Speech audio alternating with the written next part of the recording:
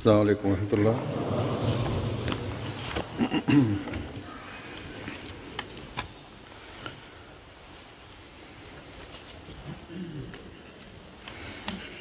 अशहदु अल्ला इलाहा इल्लल्लाह वहदहु ला शरीका लहु वअशहदु अन्ना मुहम्मदन अब्दुहु व रसूलुहु। अम्मा बअदु फ़अऊज़ु बिल्लाहि मिनश शैतानिर रजीम। बिस्मिल्लाहिर रहमानिर रहीम। अल्हम्दुलिल्लाहि रब्बिल आलमीन अर्रहमानिर रहीम मालिकि यौमिद्दीन। इय्याका नअबुदु व इय्याका नस्तईन। इहदिनस सिरातल मुस्तक़ीम सिरातल लज़ीना अनअमता अलैहिम गैरिल मग़दूबि अलैहिम वलद्दाल्लीन।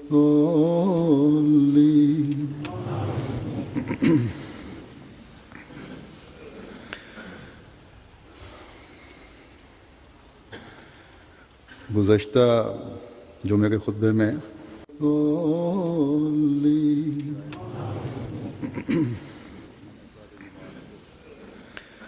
Khalifa mtukufu ayyadahullahu ta'ala ibn Nasir Aziz anasema kwamba katika hotuba yangu ya Ijumaa iliyopita nilisoma masharti ya bayat, na kwa kusoma masharti haya nilikumbusha wanajumuiya kuhusu majukumu yao, na pamoja na kusoma masharti haya nilisoma baadhi ya maandiko ya Sayyidina alayhi salatu wassalam.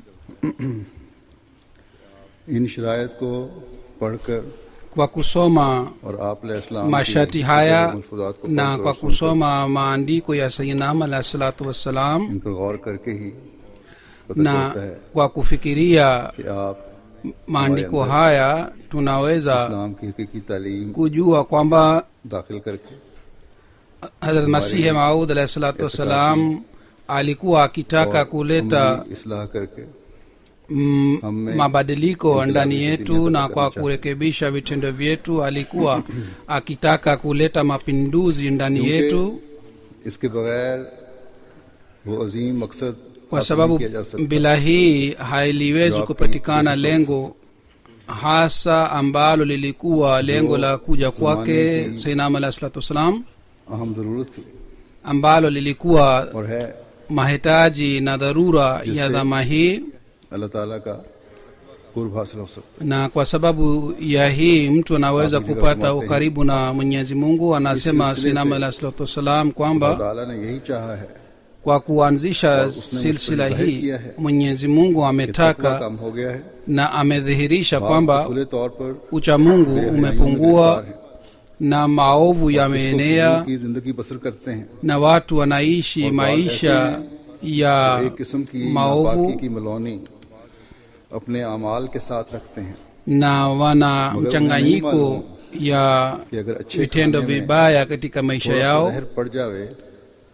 Na mfano wake ni kwamba kama sumu kidogo inachanganywa katika chakula chote kinakuwa na sumu, na vile vile watu wengine wanafanya madhambi madogo madogo, ingawa kwa kidhahiri wanaona ni watu wenye dini sana, lakini kwa sababu ya madhambi madogo madogo kama ni kuwaonyesha watu wengine vitendo vyao na kufanya kibri, haya ni madhambi madogo madogo ambayo wanafanya. anasema Sayyidina alayhi salatu wassalam kwamba sasa Mwenyezi Mungu amenuia तहारत की जिंदगी का kwamba नमूना दिखाए। dunia इसी गरज ione के लिए उसने ये mfano सिलसिला कायम wa किया। uchamungu. वो Ndiyo तकमील maana चाहता है ameanzisha jumuiya और hii, एक पाक जमात बनाना उसका मंशा है। na lengo la Mwenyezi Mungu ni kuanzisha jumuiya safi kabisa.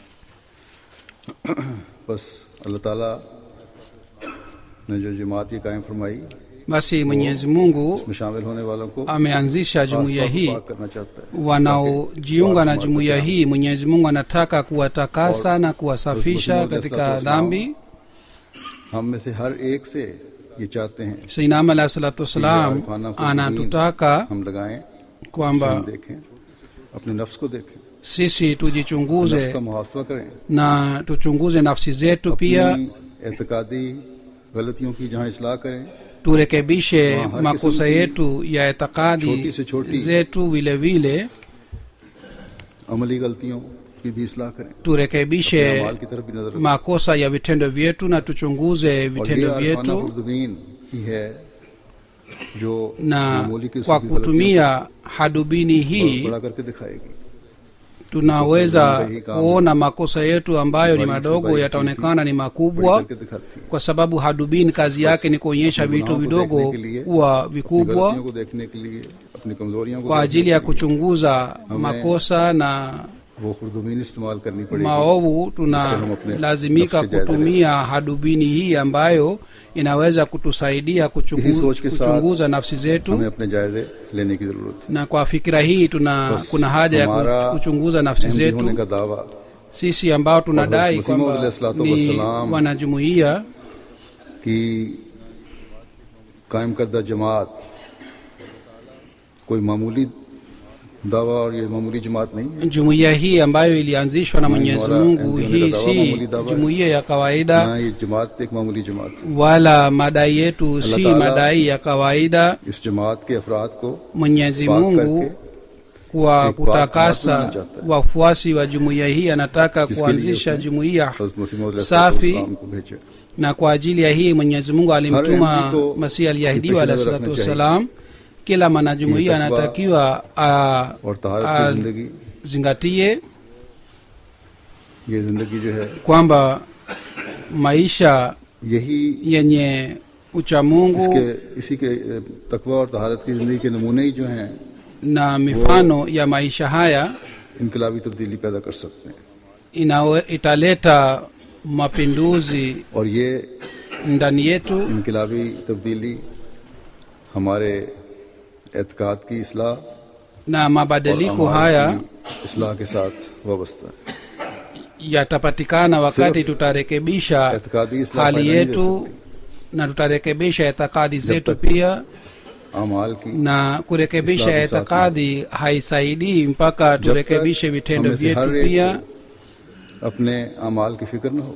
na hii haiwezi kusaidia mpaka kila mmoja wetu awe na fikira ya vitendo vyake anavyofanya katika maisha और कौन yake, से अमाल हैं जिनकी तरफ हमें तवज्जो रखनी चाहिए। na ni vitendo gani ambavyo tunatakiwa इस tuvichunguze. बात से मैंने पढ़ा Na nimesoma andiko la Sayyidina alayhi salatu कि wassalam, मामूली से मामूली tumeona नेकी की तरफ भी kwamba तवज्जो और kwamba उसको बजा kuzingatia लाने की कोशिश की जरूरत है।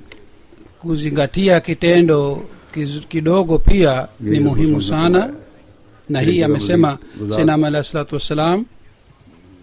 से अपने Na अकीदे katika sehemu और अमली nyingine हालत को Masihi हकीकत aliyeahidiwa के alayhi मयार salatu wassalam के बारे में ameeleza itikadi yake ni nini, na vile vile Jamaat ko bhi kuhusu tawajjuh dilate hali ya vitendo vizuri.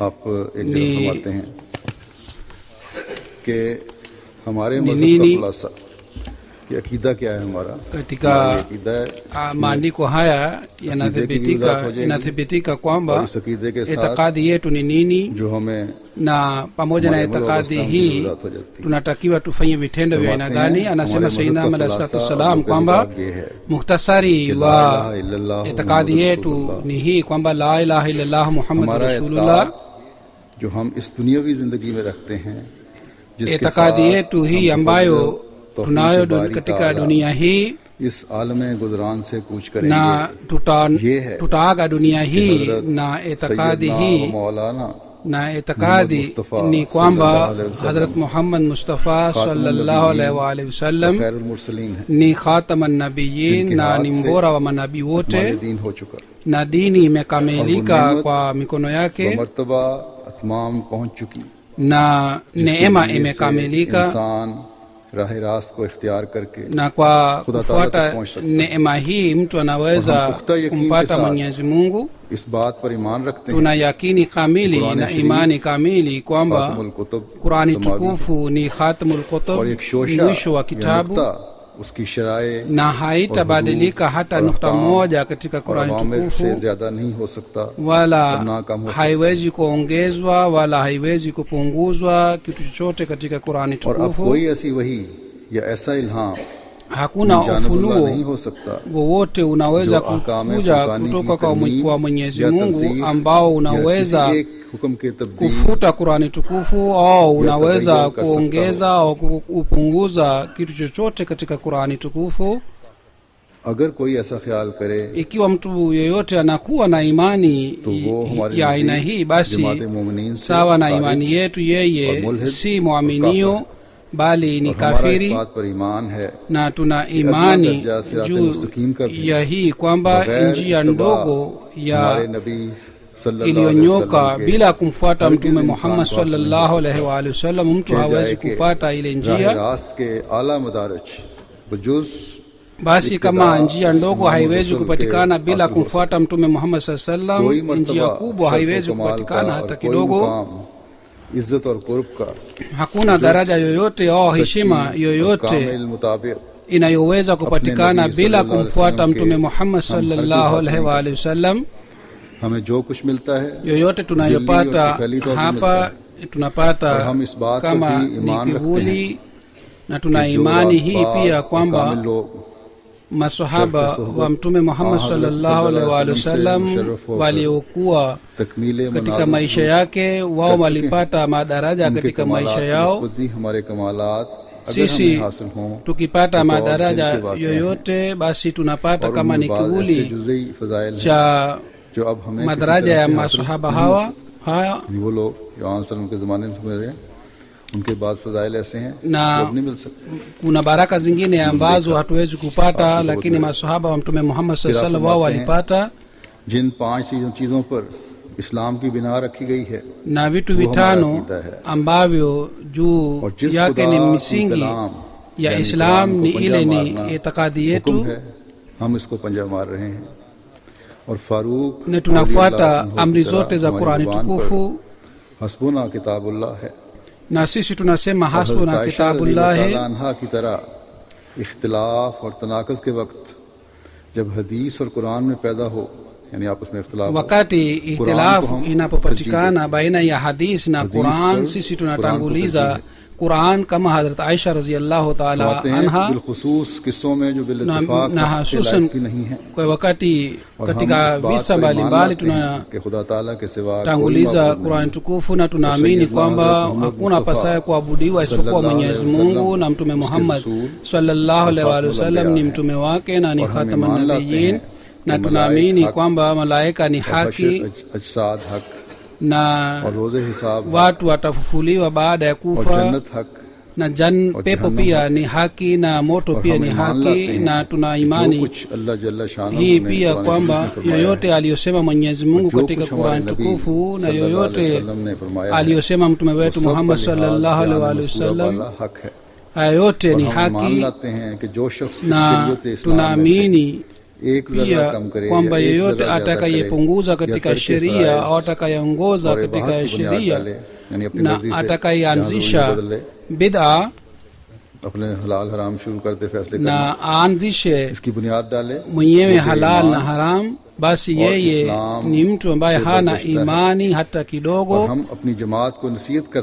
Na tunasihi jumuiya yangu kwamba kwa moyo safi wa imani shahada hii la ilaha illallah Muhammadur Rasulullah, na wafe katika shahada hii और तमाम किताबें manabii wote na vitabu vyote शरीफ से साबित है ambavyo ukweli wao umethibitika katika Qur'an tukufu, waamini manabii hawa wote na waswali swala na watoe zaka na wafanye haji sawa na amri ya Mwenyezi Mungu, na mambo ambayo yamekatazwa katika Qur'an tukufu wasifuate na wafuate Islam sawa sawa. Mambo yote ambayo maswahaba walifanya na wamchao Mwenyezi Mungu pia walifuata, na mambo ambayo yanaitwa Islam, kufuata mambo hayo yote pia ni lazima, na tunafanya ardhi hii kuwa shahidi kwamba hii ni itikadi yetu. Kisha kwa kueleza itikadi hii kwamba min ghairi ya Mwenyezi Mungu kila kitu kitakwisha, amesema Sayyidina alayhi salatu wasalam kwamba Isa alayhi salatu wasalam pia alikuwa mwanadamu, alikuwa nabii wa Mwenyezi Mungu, na baada ya kuishi maisha fulani alifariki, lakini Mwenyezi Mungu alimsalimisha katika kifo cha msalaba na alipona baada ya kisa cha msalaba na alifariki katika Kashmir. Kuhusu kifo cha Nabii Isa alayhi salatu wasalam anasema Sayyidina alayhi salatu wasalam kwamba naamini kwamba Isa Yesu Kristo alayhi salatu wasalam amefariki na yupo pamoja na wafu.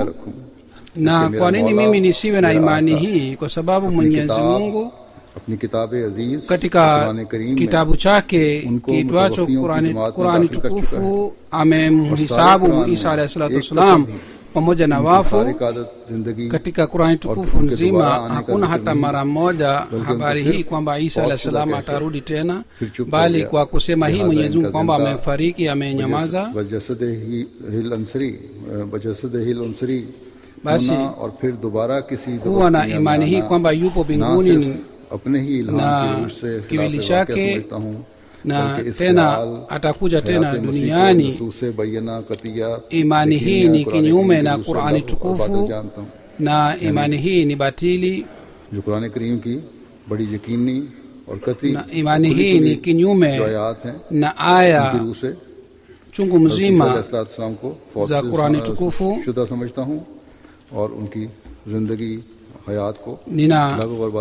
Ninaamini kwamba Isa alayhi salatu wasalam amefariki, na siamini kwamba yupo hai na atarudi tena duniani. Sayyidina alayhi salatu wasalam amesema sehemu moja hii pia kwamba sawa na itikadi baina yenu na baina ya Waislamu wengine hakuna tofauti. Wao pia wanadai kwamba wanaamini mambo yote ya dini, na wao pia wanaamini nguzo 5 za Islam, na nyinyi pia mnaamini. Bali baada ya kifo cha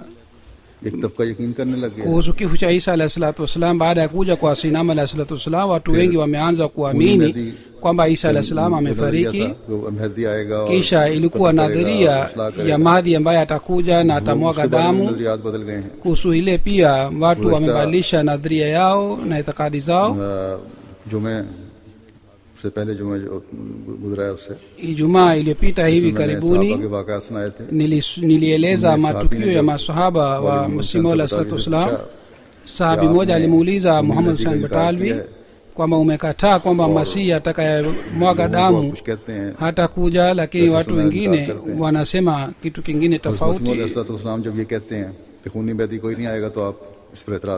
Lakini wakati Sayyidina alayhi salatu wasalam anaposema kwamba hatakuja Mahdi wa aina hii ambaye atamwaga damu, Muhammad Hussein Batalvi amesema wewe naenda, kama unataka kufanya baigati ya Mirza naenda, usijihusishe katika jambo hili.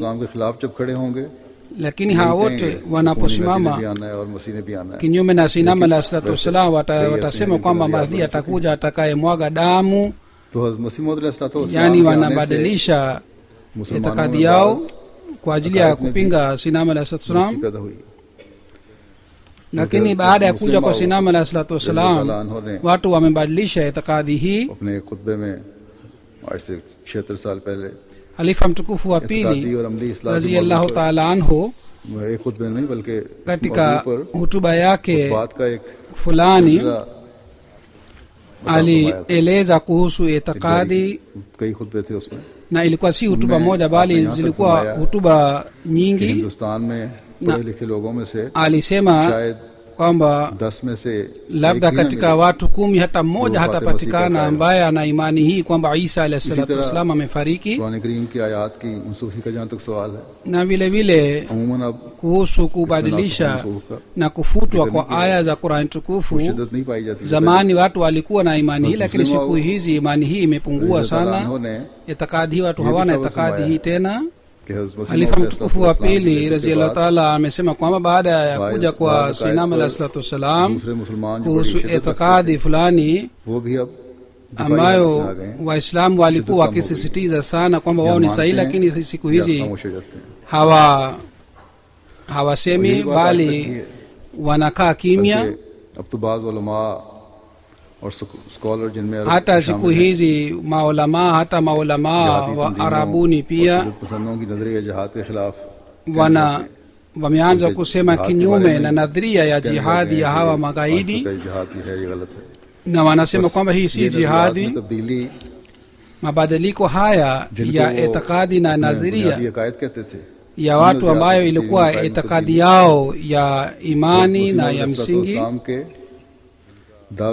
baada ya madai ya Sayyidina alayhi salatu wassalam, wale ambao ni wasomi wameanza kusema kuhusu, kwa mfano kuhusu jihadi kwamba hii si sahihi, na hii hali imepatikana baada ya kuja kwa Sayyidina alayhi salatu wassalam na baada ya maelezo yake kuhusu jihadi, hata kama hawaamini Sayyidina alayhi salatu wassalam. Ikiwa ni swala la itikadi za jumuiya, wasiokuwa Wahmadia wao pia wengi wao wana imani na wanakubali itikadi za jumuiya, ingawa hawajiungi na jumuiya. Siku hizi wanajadili kitu kimoja tu kwamba je, Sayyidina alayhi wasallam yeye ni nabii au la. Hii pia inshallah siku moja itaamuliwa. umumi mawqif jamaat ka hai, talim hai, aqaid hai, usko vile vile ni itikadi za jumuiya, ni mafundisho ya jumuiya. Hawataki kukubali, hawana dalili yoyote. Wao wanaposhindwa wakati wa mjadala, basi wanaleta fitina na wanaanza kupigana. मुसलमान फिरकों की तरफ से अहमियत के खिलाफ हो रहा है, और खास तौर पर पाकिस्तान में, na hii हिंदुस्तान में hali inapatikana katika Pakistan na katika India kwa bahati mbaya. इस बात की फिर दलील है, na hii ni hoja na dalili ya jambo hili kwamba kuthibitisha kwamba itikadi zetu si sahihi, hawana hoja yoyote. Wao wanapokamatwa basi wanaanza kupigana. akide ke lihaz se dalail wa ibrahim ki wajah se ahmadi us muqam par mujibu wa itikadi na kwa mujibu wa hoja wa Ahmadiyya ni katika daraja na katika hali ambayo wa Ahmadiyya hawezi kushindwa. आजकल तो MTA पर बात प्रोग्राम मुस्लिम राय खुदा वगैरह इसलिए दिए siku hizi katika MTA kuna program kwa mfano Rahe Huda एहसास कमजोरी और कमजोरी inaelezwa शिकार ना हो, उसमें मुब्तला ना हो, ili Ahmadiyya wasionyeshe बहरहाल जमात अहमदिया के udhaifu na waboreshe imani yao na elimu yao. Wa Ahmadiyya kwa fadhili ya Mwenyezi Mungu wamekomaa sana katika itikadi yao. Hata kama kuna mtu ambaye si madhubuti sana, ajue kwamba itikadi ambayo Sayyidina alayhi salatu wasallam alituelezea ile ni Islam hasa, na wapinzani hawana kufuta na kurudisha na kujadili kuhusu itikadi hii. Basi wale ambao ni waoga wanatakiwa waboreshe imani yao. Sayyidina alayhi salatu wassalam ametupatia hoja madhubuti sana अमली बातों की तरफ भी katika sura ya vitabu na ametukumbusha sana kuboresha जहाँ तक अकीदे और इल्मी hali ya elimu literature का ताल्लुक है, जिसका असर जैसा कि मैंने कहा अहमदी ना होने के बावजूद भी गैरों पर है। na wale ambao si wanajumuia wao pia wana athari sana ya maandiko ya Sayyidina Muhammad sallallahu alaihi wasallam. हज़रत मसीह मौद अलैहिस्सलातु वस्सलाम अमाल की इस्लाह के लिए भी आए थे, na जब तक kurekebisha itikadi haitoshi. Sayyidina Muhammad sallallahu alaihi wasallam alikuja kurekebisha vitendo. अकीदे की इस्लाह का कोई फायदा नहीं, Ikiwa vitendo havirekebishwi basi haina haja, haina faida ya kurekebisha itikadi. जमात में भी शामिल हों, हमारी बातें भी सुने। Ikiwa inafanywa hivi basi watu wasiokuwa wanajumuia wanavutika na wanajiunga na jumuia, खामोश तबलीग है, na vitendo hivi ni mahubiri. और बैत के लिए तैयार सिर्फ इसलिए दूर हो जाते हैं कि किसी अहमदी का अमल watu wengine wanaenda mbali kwa jumuia kwa sababu ya kitendo cha mwanajumuia fulani. जब हम हज़रत मसीह मौद अलैहिस्सलाम के वक्त से दूर हो रहे हैं, sisi tunaendelea kuwa mbali katika zama na wakati wa Sayyidina Muhammad sallallahu alaihi wasallam. Katika hali hii kuna haja ya kulinda itikadi na अकीदे के लिहाज से तो हम जंग जीते हुए हैं, vitendo pia. लेकिन अगर अकीदे के मुताबिक अमल ना हो, sisi tumeshinda katika itikadi, lakini kama hatufanyi vitendo sawa na itikadi yetu, लागू करने की कोशिश ना हो, ikiwa hatufuati तो आहिस्ता आहिस्ता सिर्फ itikadi hii katika maisha yetu, basi pole pole jina tu linabaki. मुसलमानों की अक्सरियत में हम देखते हैं, kama tunaona katika Waislamu hali hii inapatikana kwamba wanafanya maovu, wanaswali swala lakini ni kwa jina tu, lakini wapo wengi ambao hawajali kuhusu swala. Uongo umeenea sana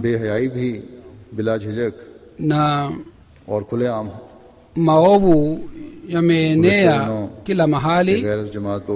Hivi karibuni asiyekuwa mwanajumuia alikuja kukutana nami, alisema kwamba sielewi kwamba wagaidi na wanaodai kuwa Waislamu na kwa ghaira ya kwa jina la ghaira wanashambulia hapa na pale na wanataka kuleta Islam kule. Wanashambulia shule, wanabomoa shule na wanawaua wanawake na wasichana. Lakini alisema kwamba nashangaa, nilienda Pakistan kule katika Islamabad, barabarani barabara kuu kulikuwa factory ya kutengeneza pombe, lakini kule magaidi hawakushambulia hata mara moja, na ile factory ni wazi kabisa kule. Na vile vile akasema kwamba ni TV channel. Pakistan में भी आते हैं, vipindi vinavyoonyeshwa katika Pakistan ni vibaya sana, yenye maovu, lakini hakuna sauti inayokuja dhidi yake. ये इस्लाम पसंदों की अमली हालत है, na hii ndiyo ni hali ya vitendo vya hawa Waislamu. शराब कशीद करने वालों, Mtume sallallahu alaihi wasallam alisema kuhusu wale wanaotengeneza pombe, रखने वालों, wale wanaouza na wale ambao wanawapatia watu wengine na wanakunywa wenyewe pombe. Mtume sallallahu alaihi wasallam aliwalaani hawa watu wote. Hawa wako tayari kukubali laana hii, na kule kuna factory ya kutengeneza pombe, lakini hawakubali mwanajumuiya atamke shahada. Hazur anasema kwamba nilikuwa nasema kwamba sisi pia tunaishi katika jamii hii, katika mazingira haya, na sisi tunaweza kupata athirika. Kwa hiyo kuna haja sana ya kujilinda. Kwa kuelewa lengo la kuja kwa Sayyidina alayhi salatu wasalam, kuna haja ya kurekebisha hali ya vitendo vyetu, ndipo tunaweza kutimiza lengo la kuja kwa Sayyidina alayhi salatu wasalam. Hasusan watu wakubwa wanatakiwa walinde na wachunguze vijana na watoto, na wao wenyewe pia wawe waangalifu sana. Siku hizi mdui anaingia nyumbani na anaharibu hulka za watu wote, kama nilivyosema kwamba TV channels और नेक अमाल के ज़ाविये बिगाड़ती हैं, imeharibu इसी तरह इंटरनेट है asili ya kufanya vitendo vizuri vile vile ni internet na vitu vingine. जिहाद न किया Ikiwa hatukufanya jihadi dhidi ya mambo haya yote, शैतानी अमाल की झोली में हम गिर जाएंगे. hatutaweza kurekebisha vitendo vyetu, bali sisi tutakuwa marafiki wa shetani. Kwa ajili ya kujiepusha, hakuna njia ingine yoyote isipokuwa hii tu, kwamba जिहाद की सूरत में katika sura ya jihadi tuombe msaada kutoka kwa Mwenyezi Mungu और साथ ही na tusimame dhidi yake, मदद भी हासिल करने की कोशिश करें.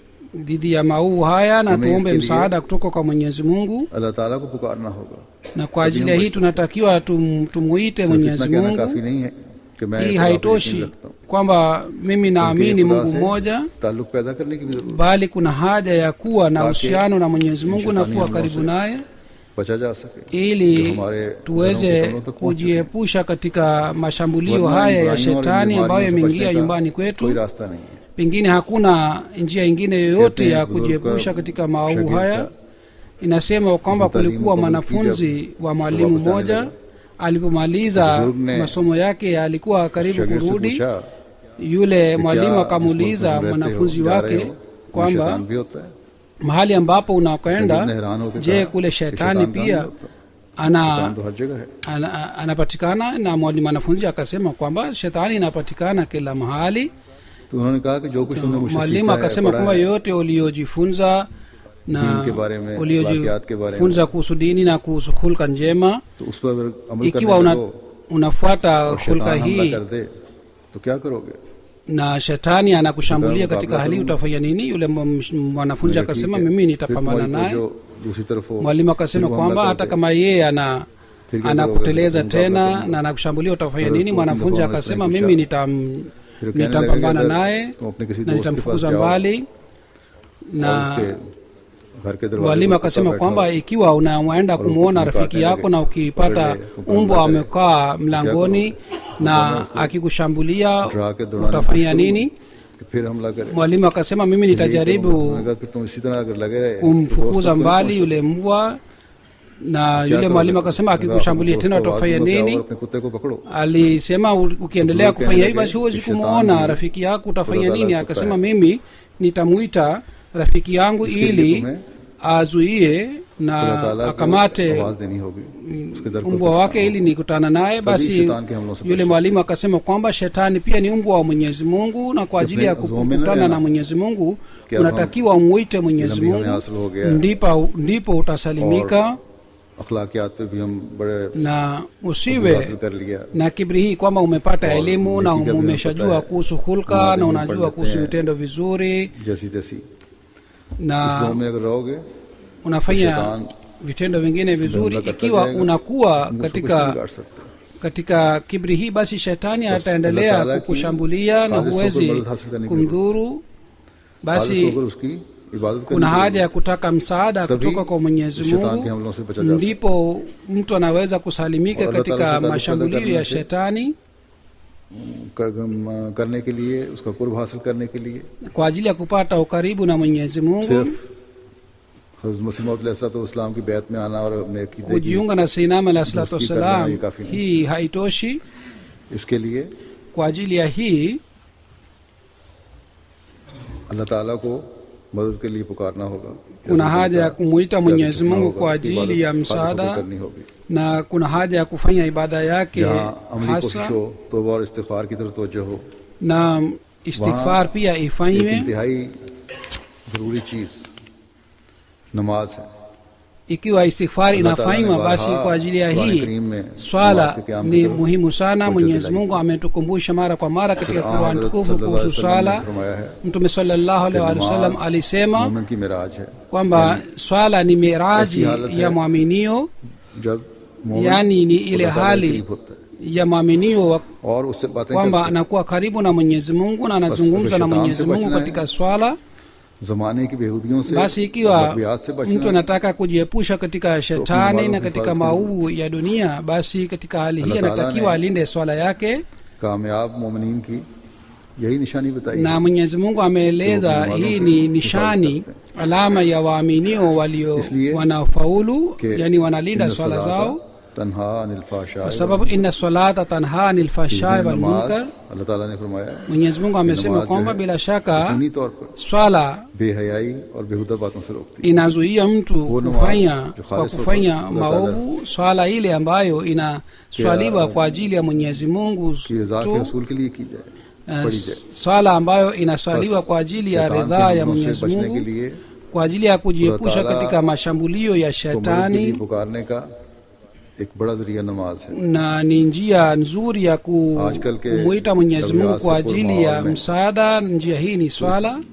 की तरफ और ज्यादा तवज्जो देने की जरूरत है। Siku hizi kuna haja sana ya kuzingatia बच्चों की भी निगरानी की jambo जरूरत है। hili. Vile vile kuna Unabii haja pade, ya namazi pade. kuzingatia na kuchunguza लेकिन watoto wao बच्चों pia और waswali नौजवानों को swala, कहने से पहले lakini kabla ya kuambia अपना नमाज watoto कायम करना होगा। na vijana kwanza आप को भी wakubwa देखना wanatakiwa wazingatie swala zao. अल्लाह ताला ने जब युकीमुन अस्सलात Mwenyezi कहा है, Mungu aliposema yuqimuna Usko मतलब ये है salata, mradi wake कि ni जमात नमाज kwamba की अदायगी हो, इस तरह से kwamba swala isaliwe pamoja na मैंने jamaa. देखा है कि Hazur मौसम anasema kwamba बदलने के साथ nimeona जब वक्त पीछे जाता है, msimu रातें छोटी हो जाती हैं, inabadilika na usiku तो फजर unakuwa में mdogo, हाजिरी कम होनी शुरू हो जाती है।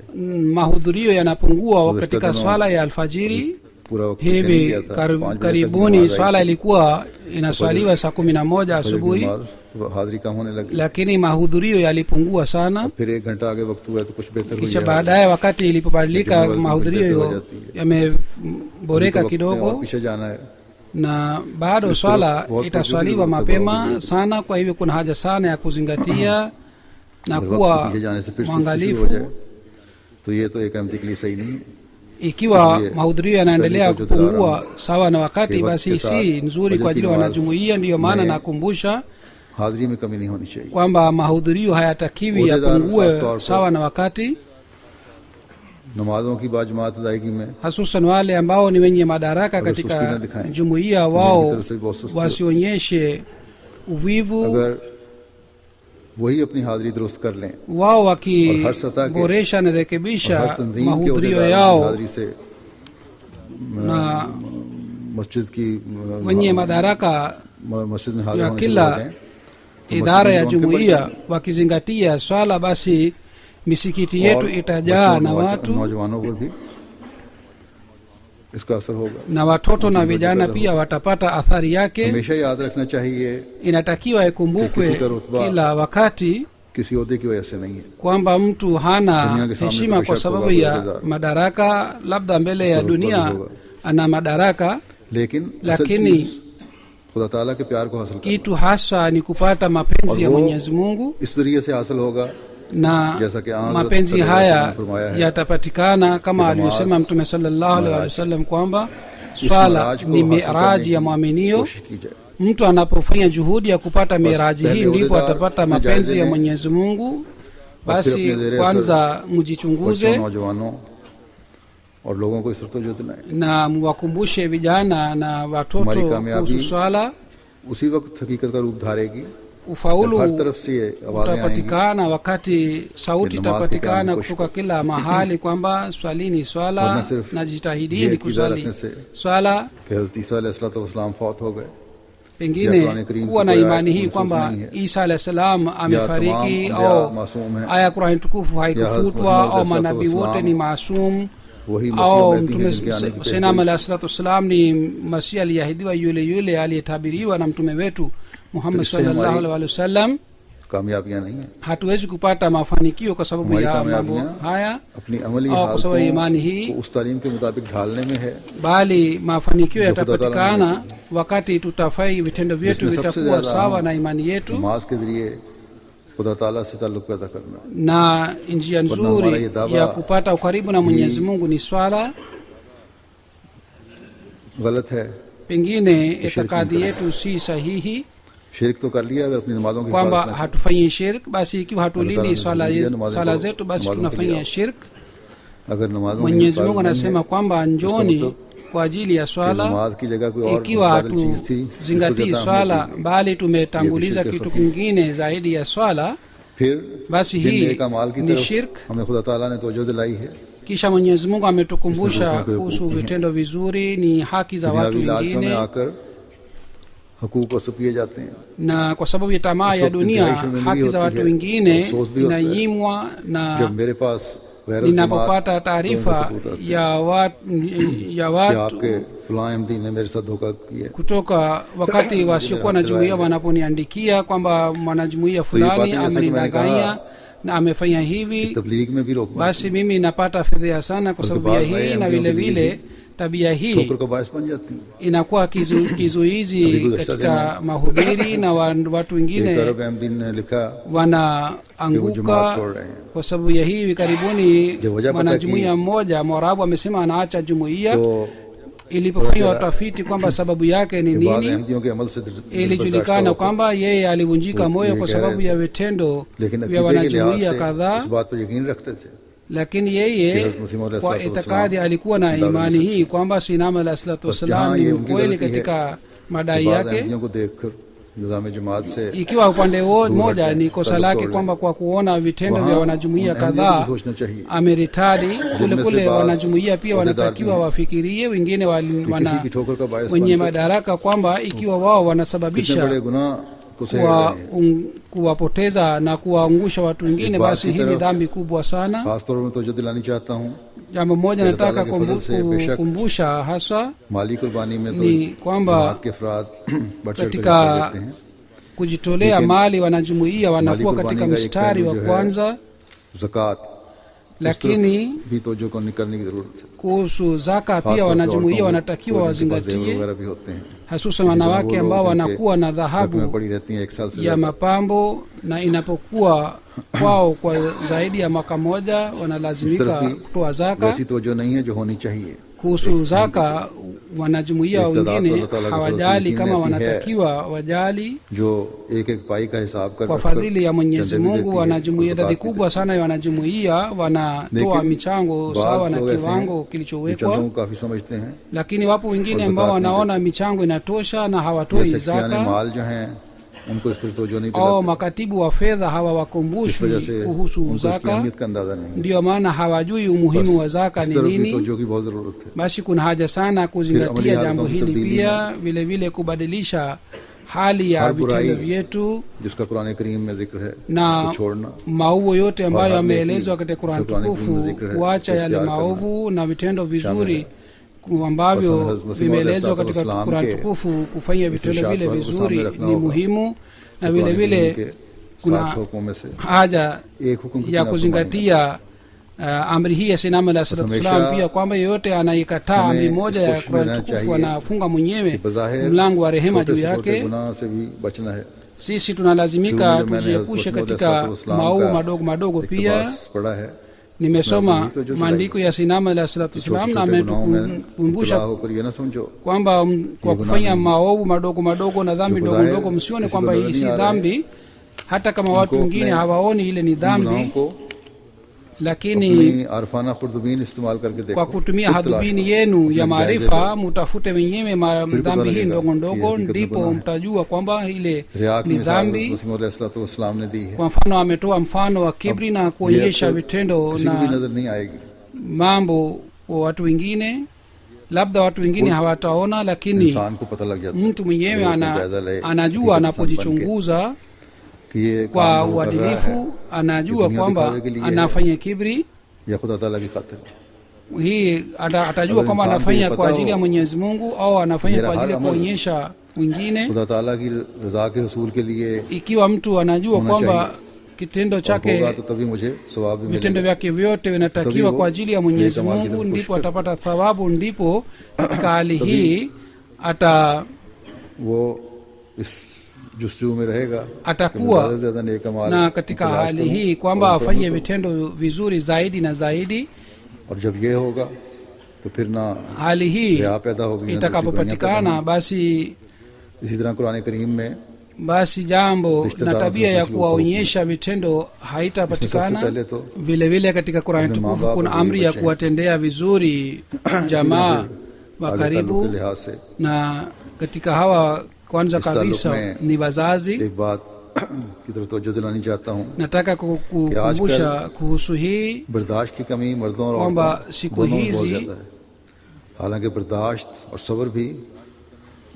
hawana tabia ya बहुत तलकीन फरमाई। kujivumilia wanawake na wanaume, ilhali Mwenyezi Mungu amekumbusha sana kuhusu hii, रिश्ते टूटने की तादाद, na kwa sababu ya upungufu wa kujivumilia और किसी को ये ख्याल नहीं रहता talaka कि जिनके बच्चे हैं inapatikana, बच्चों पर क्या असर होगा, na hawajali kwamba watoto watapata athari gani, तकवा में कमी है और अमली हालतों की कमजोरी का इजहार होता है। na hii ni kwa sababu ya upungufu wa ucha Mungu. हर अहमदी को ये भी ख्याल रखना चाहिए Kila mwanajumuiya anatakiwa दूसरों को तब जाहिर होगी zingatie jambo hili pia, हर मामले में ukweli wetu हमारे से सच्चाई का इजहार होगा, utathibitika wakati katika हमारे kila जाती kitendo मामलात में, chetu अपने ukweli मुफादात में utapatikana. हमारे रवैये खुदगर्जाना, Ikiwa kwa ajili ya हो जाएं, masilahi yetu तो बैत में आने के बाद जो अमली इस्लाह का tunatanguliza tamaa उसको zetu, हम पूरा करने वाले नहीं हो सकते। basi katika hali hii hatuwezi kutimiza ahadi ya Quran करीम तो baiyati कहता है yetu.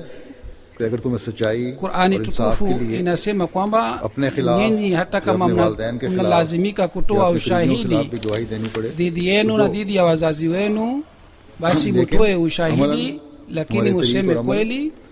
इससे मुख्तलिफ हों, Lakini ikiwa क्या vitendo इनकलाब हम लाएंगे? vinakuwa tofauti na hali hii, basi hatuwezi kuleta mapinduzi katika hali अक्सर hii. इंसाफ के क़याम के लिए Mara chungu गैरों को mzima कुरान करीम के kwa ajili ya हुक्म का kuleta भी वादा करता हूं। uadilifu, mimi natoa aya za Qur'ani दावा करता tukufu हूं mbele ya wale जमात wasiokuwa na अहमदिया ही jumuiya, सही na इस्लामी na तालीम nidai देने वाली। kwamba jumuiya tu लेकिन अगर किसी inafuata के तजुर्बे mafundisho ya में, Qur'ani किसी गैर के tukufu. तजुर्बे में Lakini kama अहमदी के अमल asiyekuwa na इससे मुख्तलिफ jumuiya anaona उसको इस बात का क्या wanajumuiya असर wanafanya kinyume na ile, basi atapata ऐसे athari ya aina gani?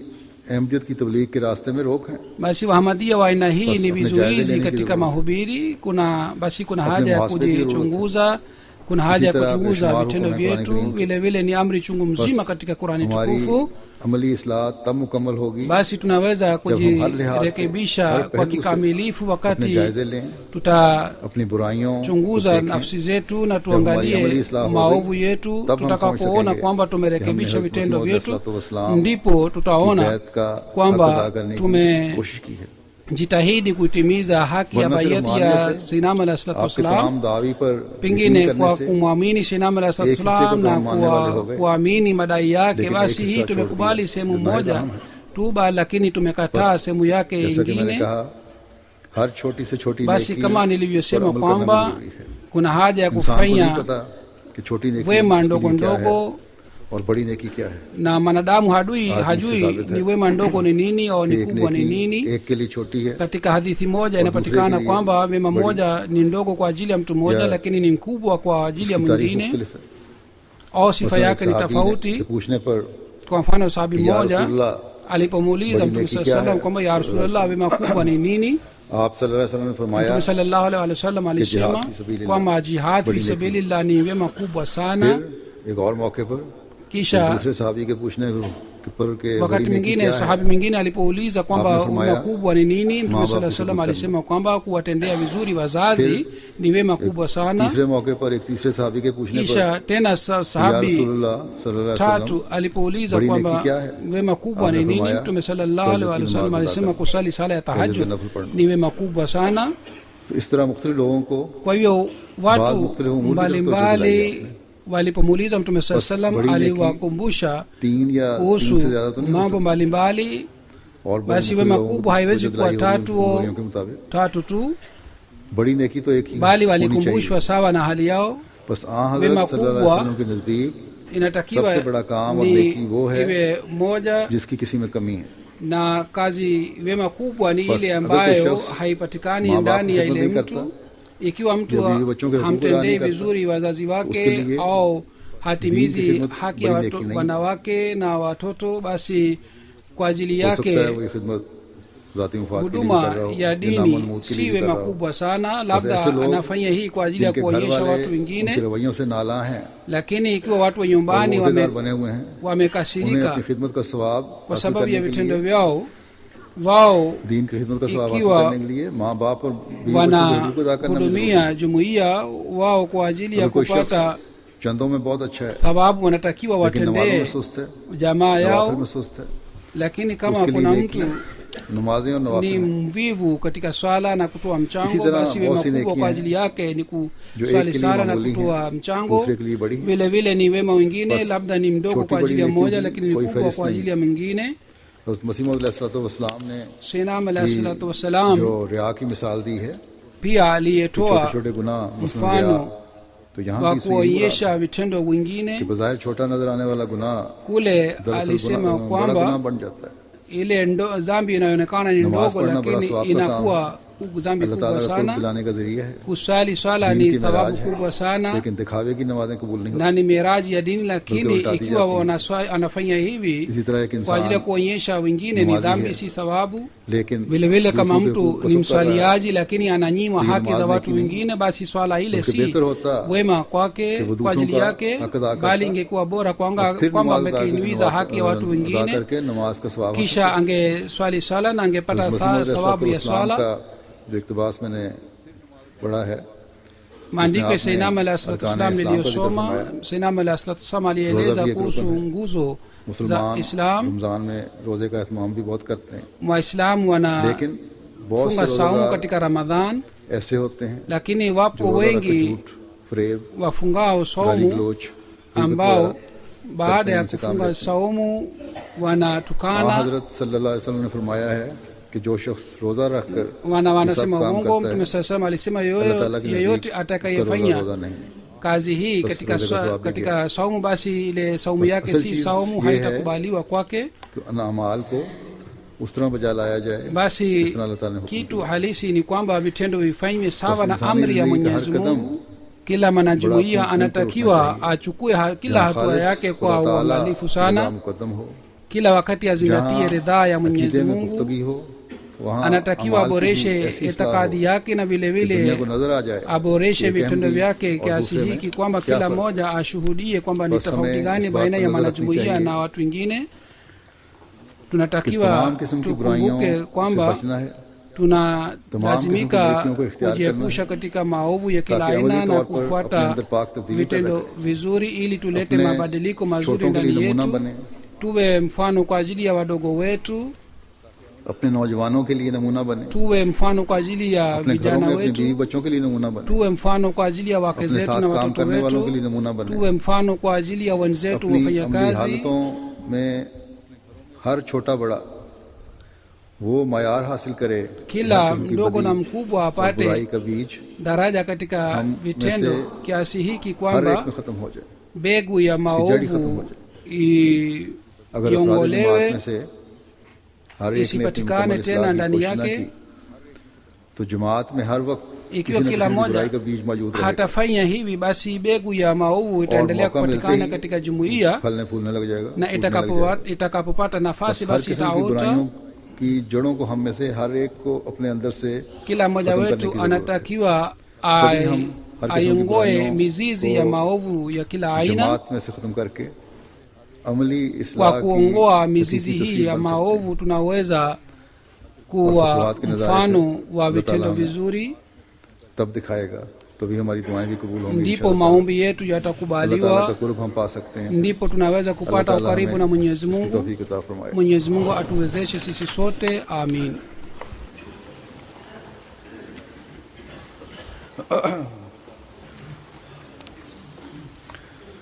الحمد لله نحمده ونستعينه الحمد لله نحمده ونستعينه ونستغفره ونؤمن به ونتوكل عليه ونعوذ بالله من شرور أنفسنا ومن سيئات أعمالنا من يهده الله فلا مضل له ومن يضلله فلا هادي له ونشهد أن لا إله إلا الله ونشهد أن محمدا عبده ورسوله عباد الله رحمكم الله إن الله يأمر بالعدل والإحسان وإيتاء ذي القربى وينهى عن الفحشاء